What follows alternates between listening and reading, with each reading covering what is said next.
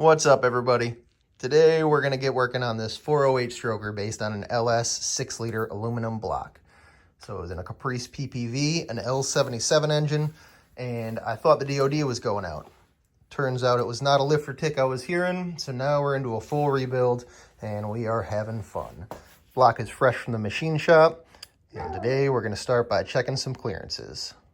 So here's the bearings we're going to be using. They're ACL, and each cap has a little L for lower and U for upper. Here's our thrush bearing. It goes right in the center, and this is the upper. So it's got a little tab right there, and it can only go in one way. It goes in that notch. It won't go in that way. It goes in that way. So take our thumb, make sure we don't have any debris on there.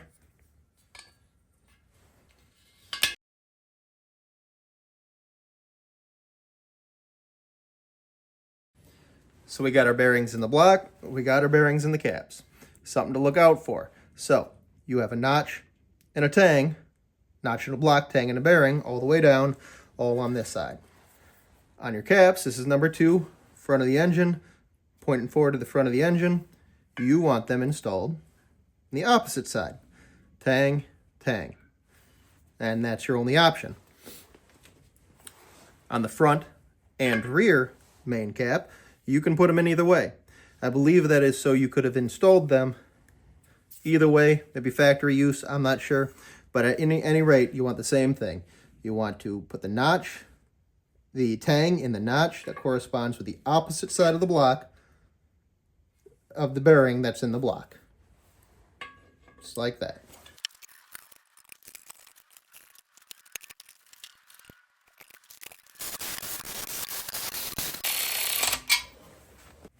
Spec calls for your first pass on the inners and outers to be at 15 foot-pounds.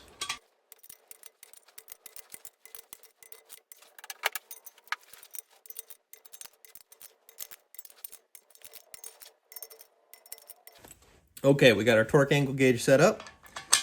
We're going to go to 80 degrees on all of the inner bolts.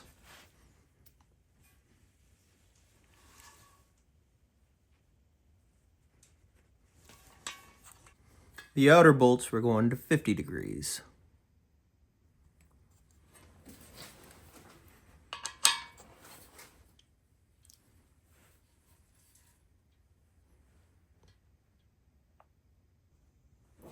For the side bolts, we're going to use 18 foot-pounds.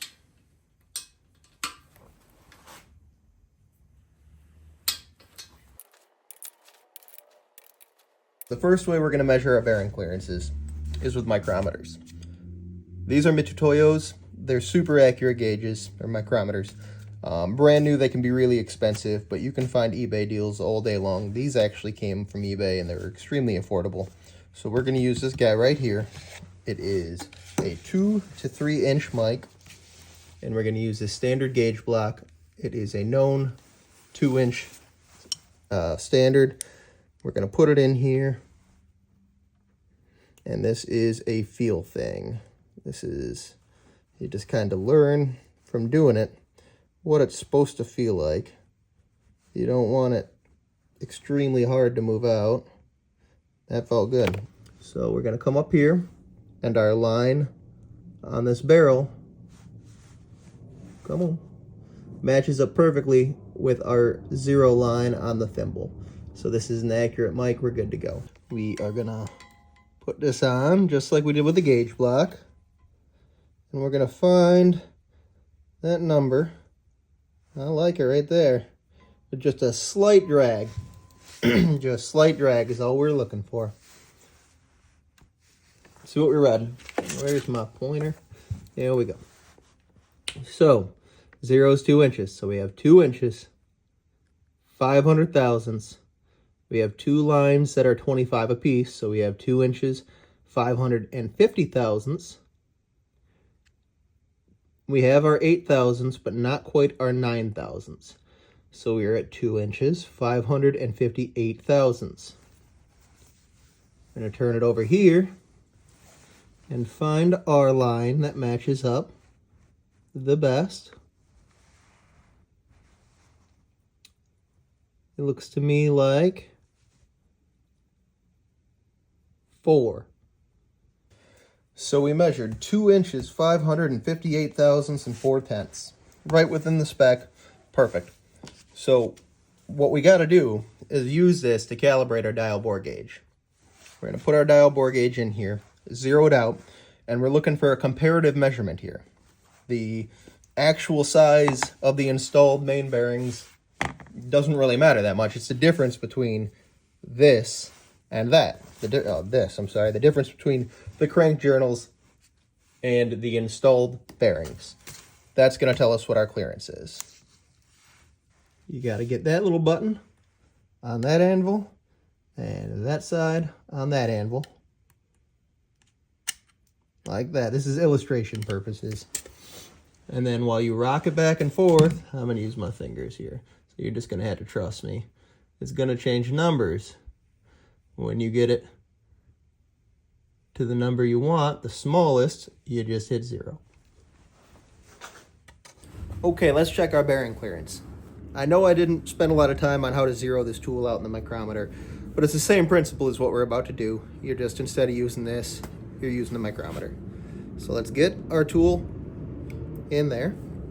Make sure you're not in the oil groove. You want to be up and down, not side to side. These are not round. So you check these up and down. I'm upside down, so you have to bear with me while we try to get a measurement here that we can both see. But you are just going to move this up and down like this and see what our smallest measurement is. 0.02 of an inch. Next one. Same principle. We're going to rock it back and forth. Find our smallest number. Looks like 1.5 thou. This is Plastigauge. So what we're going to do is we're going to cut a little bit off, and we are going to apply it to all of our main journals. We're going to put the caps back on, torque them to spec, and then we're going to read the crush on that, the width that it crushes to, against the scale that they provide.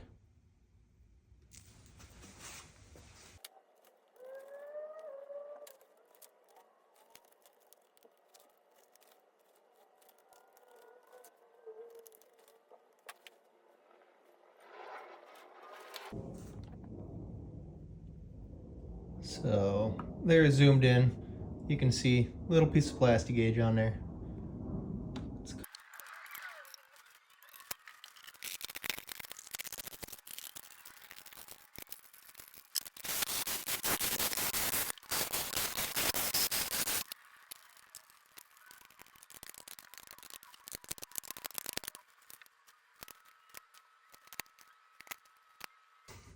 Let's take it all off.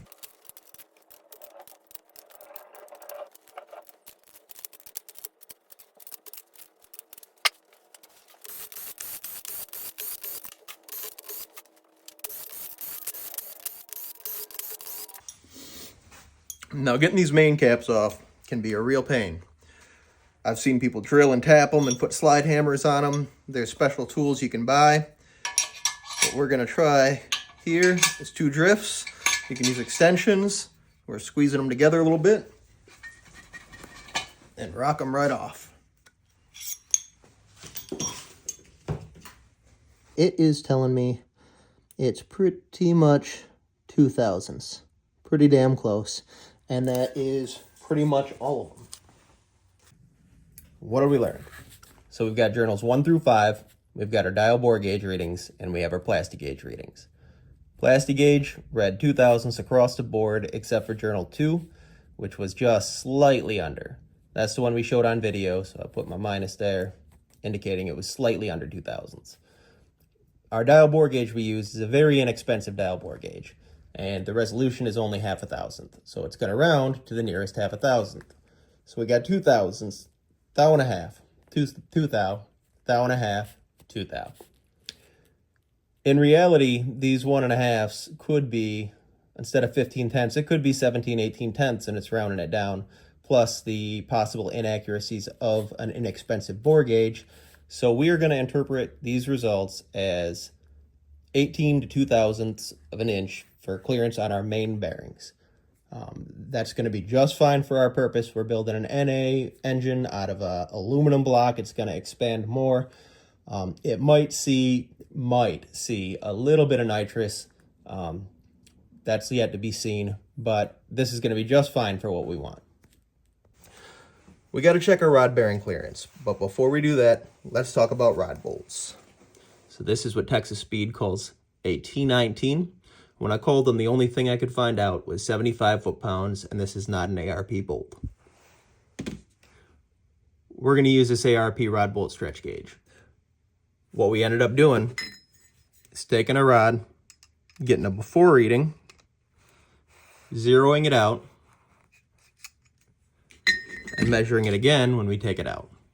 Now this bolt, I did measure out of this rod before and after, and we got 4.5 thousandths, and that was on both bolts. So we're gonna do all of them, see what we come up with.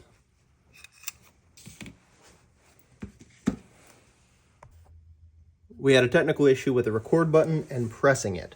So we missed out on the time lapse of me measuring these and taking them apart, but they did all read 4.5 to 5 thousandths of stretch. So we have that number to work with. And I'm gonna load these bearings up. We're gonna mic the crank, we're gonna check the bores, we're gonna plastic gauge and find out what our rod bearing clearance is.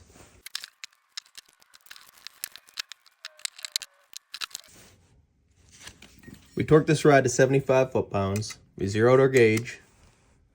And we got 4.5 thousandths on both bolts. Cool. So we're gonna trust our 75 foot-pounds on our torque wrench is about what we need. No, I did not lube these. They didn't come lubed. I wanted an apples to apples comparison. So I am not saying this is perfect gospel truth, but we're not spinning this engine to the moon or anything. It's a street engine, and at least we have a couple data points to work with. We'll see what happens when we lube them all up in final assembly. So here we put a couple pistons in the hole to check our rod bearing clearance. And we discovered that Texas Speed sent me bearings for 1,000th tighter clearance. I called and they said that's what's supposed to come with the kit and suggested I resize the rods. Thought that was rather interesting advice, but nonetheless, I ordered some standard bearings because I installed these and it was super tight. It was like 1,000. So this is half shelled with a standard and a 1,000th tight, and we're at 15 thousandths. That's tighter than I want, so we're gonna roll the bearings out of the other half of the rod and go from there. We gotta get these rod bolts torqued down. So we're gonna get a bolt, we're gonna get our lube. We're gonna put it on the threads, we're gonna put a little bit under the head. We're gonna run them in. We're gonna put our gauge on and zero it. She's dancing a teeny bit, but I'm gonna call that 0. We're gonna put these boys into 75 foot-pounds.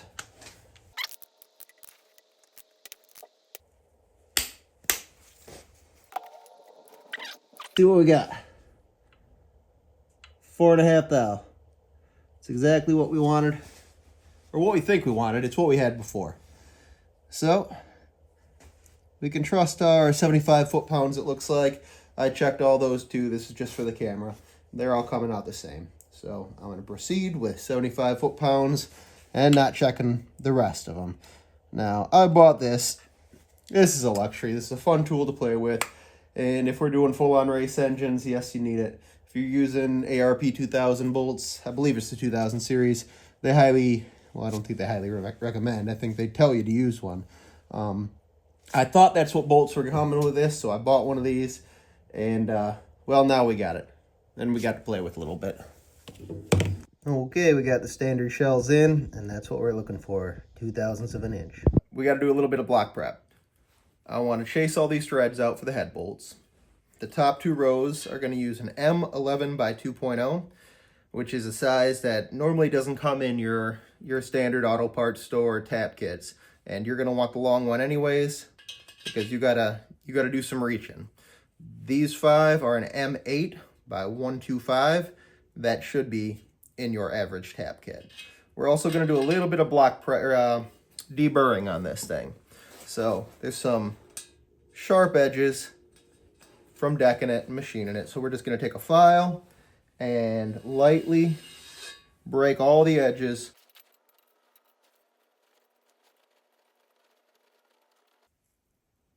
There is a good example of what you're going to find in them holes. We want to get all that out of there.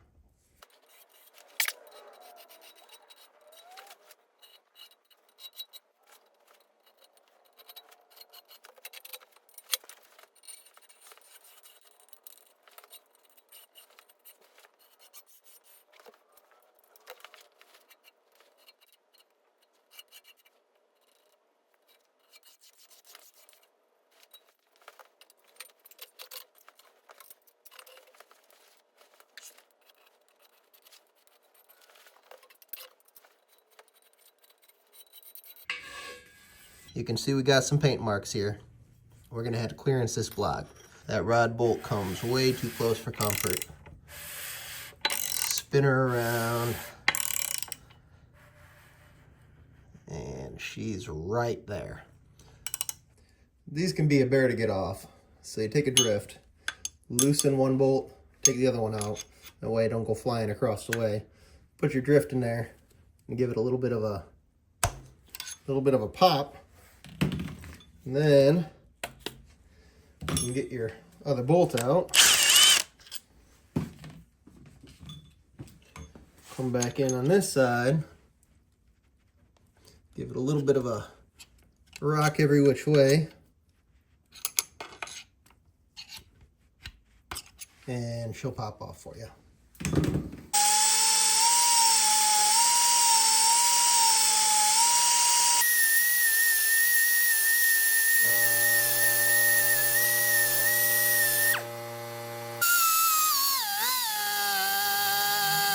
Here's how the block clearancing went. Nice smooth transitions, no sharp edges. And we gotta hang these pistons and rods. So, I'm gonna make sure you start at cylinder 1. We got 1, 2, 3, 4, and so on. And they're slightly staggered, so 1 goes on first, 2 goes on second, pretty easy. We're gonna mark everything. 1 F, or 1 and forward. 1 forward, 2 forward, 2 forward. So when you hang these, you want to make sure valve reliefs are at the top of the block, like so. On one side of the rod, you got a big chamfer here. That rides up against the crank. The other side is flat. Same on this, we got a big old chamfer, and then we got a flat. So your flat sides are gonna go towards each other. Your chamfered sides towards the outside of the cylinders. 1's in front of 2, 3's in front of 4, so on, so on. So let's get over to the bench and work on some spiral locks. First thing you're gonna do, if you've never done these before, is take a couple deep breaths. Accept that the first couple are gonna fight you. And accept that there is no amount of brute force that's gonna get this block into that pin. Just be gentle with her, treat her right, and she'll let you slide it right in. First thing we gotta do, we gotta warm her up. We're gonna grab our 2 ends and pull this boy apart. Just gonna grab it, give her a little one of those. Nothing crazy, just give yourself a little bit of room to work with. To start it, I spread it and put it like that. And I start in the bottom of this piston here, like that, and work my way around. Now I'm gonna put this in a vise, give you a different camera angle, and we're gonna put one in. All right, so I coiled it around my finger. We're gonna get it started in that groove in the bottom side of the piston. We're gonna come over here, get on the bottom coil and start pressing down while I'm pressing that way pretty hard with my finger. So now we got it halfway around the first coil. So the things to look out for is again, there's no amount of force that's going to make this thing go in. Brute force is not going to work. You got to look at what's happening. It wants to bind. Where can you see it? Camera's at a goofy angle for it, but it wants to bind right here, and there's 2 coils doing it. So, wherever you're pressing, the opposite side you're lifting. So right here, I'm going to press, and I'm going to lift, and it doesn't want to do anything because this coil right here is bound on that edge. So I'm just going to pick it up. And then we can lift and press. I'm going to move over here. I'm trying to lift, and it's not doing anything because I'm bound over here. So I'm going to put my finger right there. Just press down a little bit. So maybe here you can see a little bit better that there's 2 coils trying to hit there. Move the camera. I think this will be a little easier for you to see. So we have that coil, and they're bound in this wall. So it's not just a force this down thing. You just put a little bit of pressure on it and pick up on the opposite side, and it'll go right in. A little bit of pressure, pick up on the opposite side. Now I'm binding over here. So we're going to pick up that and press. Or put down, press, or push down and lift. Push down, lift the opposite side. You can see this is trying to bind into that. So we're going to press down while we're lifting this side and pulling it that way. Just a little bit. And just goes right in. It's not as hard as you think it is when you start getting into it. And then the sound of victory. You ready for this? Oh yeah. All right, let me do you another one. This one I already got to lock in one side.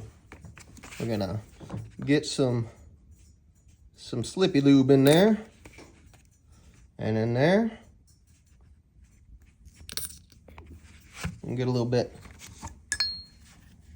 on the small end of the rod. I'm gonna put a little bit on this. Give her a little twirl there. Wipe our hands, get a couple napkins handy, a couple shop towels, whatever. Just try to keep them hands nice and clean. So, I'm gonna start our pin.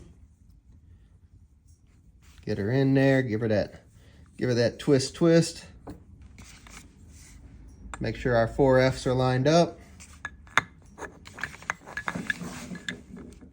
Give her a little push, give her a little twist. Get her in there till she bottoms out. Cool. I'll come over here, wipe up a little bit of this goo. There we go. A little bit of goo on there, actually, if anything, gonna maybe help her slide home. But it's really sticky and kind of uncomfortable to work with, so we're gonna lock her in. We're gonna move this camera slightly. All right, we're gonna get our lock. Start it in the bottom like we did before, and I'm gonna take this finger and press that way quite a bit just to hold it in place and make sure that this coil wants to go in there. We're gonna find our bottom coil. We're just gonna press down a little bit right there. Now again, that was bound up, so I had to give her a little bit of a lift. She in there? Yeah, she's in there to there. So let's come over here. We're gonna try to lift here, but it's binding up here. So give that a little lift. Give that a little lift and press. Oh, she bounced back. Lifting, pressing, binding. There. Goes in. I'll come over here. Lift on the opposite side. Press in. Here. Lift on the opposite side. Press in. Come over here. Lift on the opposite side. Press in. And then just work your way around. This is a little awkward. The camera is right where I want my face, so bear with the clumsiness. Just pressing while lifting 180 degrees away.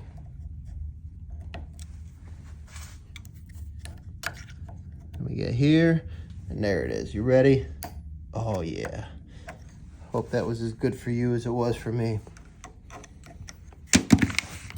No, we're good to go. Let's keep hanging them. So this is a very inexpensive ring grinder. You can find these all over the place. And it definitely has its limitations. But long story short, you put them in there. You squeeze them together. I put my fingers on each side of it like that to press down. And you crank it so it comes in towards the rings. You got to pinch them together pretty tight. Now, one thing you want to look out for with this, well, there's a couple things. Top ring's a lot harder than the second ring. So that's going to take a lot more turns than that one. So if you're counting your turns, make sure you pay attention and check them, because that's going to go faster. Secondly, the thickness of this wheel is going to want to grind those on an angle like that and not parallel. So I only do that for very rough cut, just to hog off some material, speed this process along. A lot of guys will put a drill right in there. Tried that. It's no faster. In fact, it's slower because I cannot get enough tension. Well, we'll do it on this side. On the ring without it wanting to rock one way or another and not cut nice and straight. So I'll get it, the main bulk of the material hogged off by squeezing them together, grind it off, and then once I get in the ballpark, I only use one side. I check frequently. I take my rings, I butt them together, I see if I'm parallel or not, and we kind of sneak up on our number that we want to get. All right, well, we're using these Wiseco rings, and these have a letter N to indicate up. Whatever your manufacturer uses, sometimes there's a dimple, just pay attention to it. And for instance, this has a little radius right on the inside of the top, and the rest of them are all square. This, we're using a Napier ring, and the, I don't know how I'm going to get you a good angle of that, but I got a little bit of a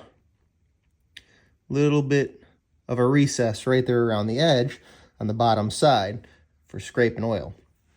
But anyway, so you're going to squeeze them together, put it in the hole, and then get you some way of squaring them about 1 inch down. I'm using this. You can use a piston, but if you are using one of these, and I caution the aluminum block guys, make sure your bottom's flat, square, and smooth.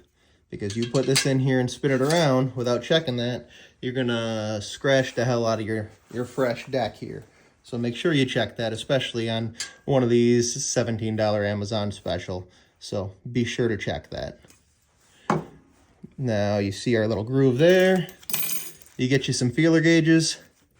You find the appropriate one for the gap you want. That one won't go in. And that one does go in perfect. And that is exactly what we set them to. We put the tops to 22 thousandths, bottom to 23 thousandths. Repeat with all your rings. I like to get them all close. Put them within 1,000th or so. All of them. Do all your rough cutting. And then I'll come back in and fine tune them all at the same time with the same temperature. When you're done filing them, take you a little, I'm just using the needle file, and you want to kiss all the edges. Round everything over. Just slightly, just break the edges. We don't want anything sharp. When this wants to move a little bit, we don't want it catching the piston. We don't want to dig it into our wall. I also will deburr it after a large cut. If I pull a whole bunch off these, for instance, out of the box, these were either touching to a 10,000th gap. So I took quite a bit off this, and after a big cut, at least the outsides. That way it's not going to do much, but I don't like looking at it. put little marks in your block, and it also makes it a little difficult to get an accurate feeler gauge reading on it. Something else we got to talk about is the temperature and measuring. So a lot of you guys might be doing winter projects. If you're up here like I am in Michigan, it's cold. It's 20 degrees outside. So, for instance, I had my little propane heater going last night. I started gapping these. I came in this morning, they were all about 1 to 2 thousandths tighter than they were last night. Now the block is freezing ass cold. So that goes for all your measurements. Now to keep them all in order, we got us some Ziploc bags. This is number 6. And we gapped the top ring to 22 thousandths, and the second ring came to 24 in this instance. All right, she is all cleaned up. Everything's been tapped. Everything's been washed with warm soapy water. Everything has been brake cleaned. It's been washed with soapy water again. Just wanted to show you one more quick little tip here. So, let me get a before and after. Here is a little brake clean in the cylinders. Clean. Some automatic transmission fluid.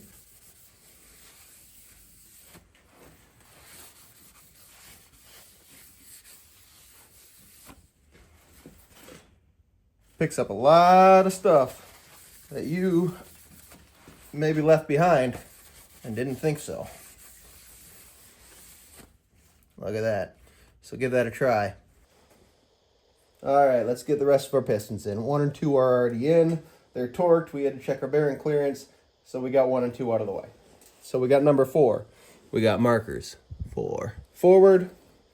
Forward. We got our 4F for 4 forward. 4 forward. 1, 2, 3, and 4. So it goes in this hole right here. We're going to take our ring compressor. We're going to slide our piston in there. I already got assembly lube on the caps. We're going to oil our rings all up, get her nice and sloppy. We're gonna check our ring gaps and make sure they are all where we want them to be. And they are. Gonna slide them in the compressor, making sure all the rings are getting compressed nicely. We don't want to break any off when we put them in. Gonna tip this up.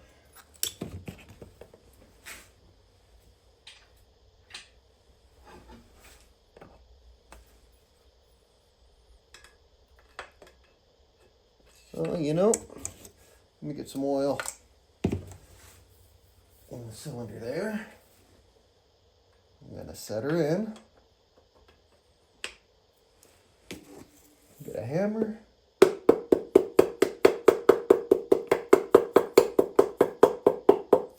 Couple light little taps.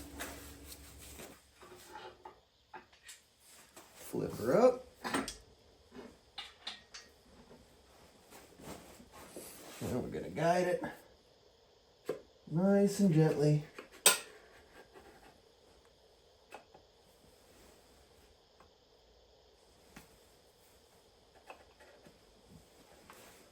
Up onto our crank.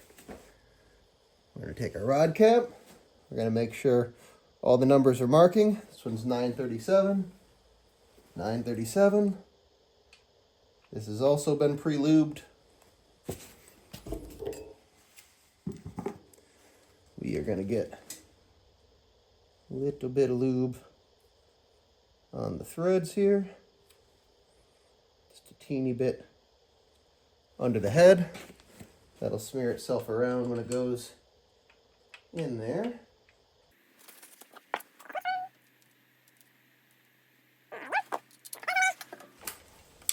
Gotta have something for you guys to complain about in the comments. So we'll run them down with this. Barely clicked. Settle down. And then we'll flip it over and get the rest of them in. Torque them, we already went through that. Let's just go to a time lapse.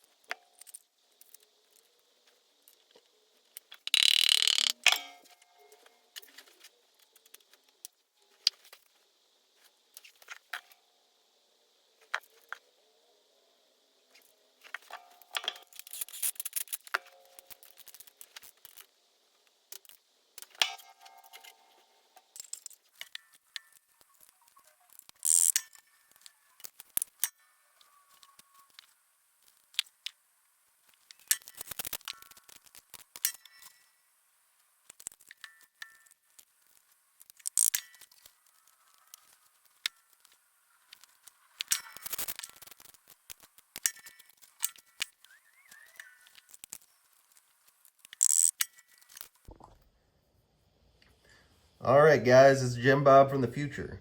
I thought that was a good place to cut the video. It's getting pretty long. So we're going to proceed with a part 2. And we're going to cover all kinds of fun stuff. We're going to get the cam in. We're going to go over timing chain, oil pump. We're going to install the lifters, check preload, check our piston to valve clearance, and just keep plugging along. I might split this off into its own video, but we modified the windage tray and the pickup tube to fit our new 4-inch crank. Depends on how long this next one gets, but there is another video on some of the oiling modifications I did, porting the oil pump, things like that, that I might just combine that part into. So we'll see how long it gets and go from there. This is my first time doing any of this. I'm learning as I go when it comes to this videography and editing videos and figuring out YouTube. I have no idea what I'm doing. This was a ton of work, and I hope you're getting something out of it. If you want to keep seeing it, like and subscribe, please. Feel free to jump in the comments, give me some suggestions, what you like, what you don't like, and I appreciate you.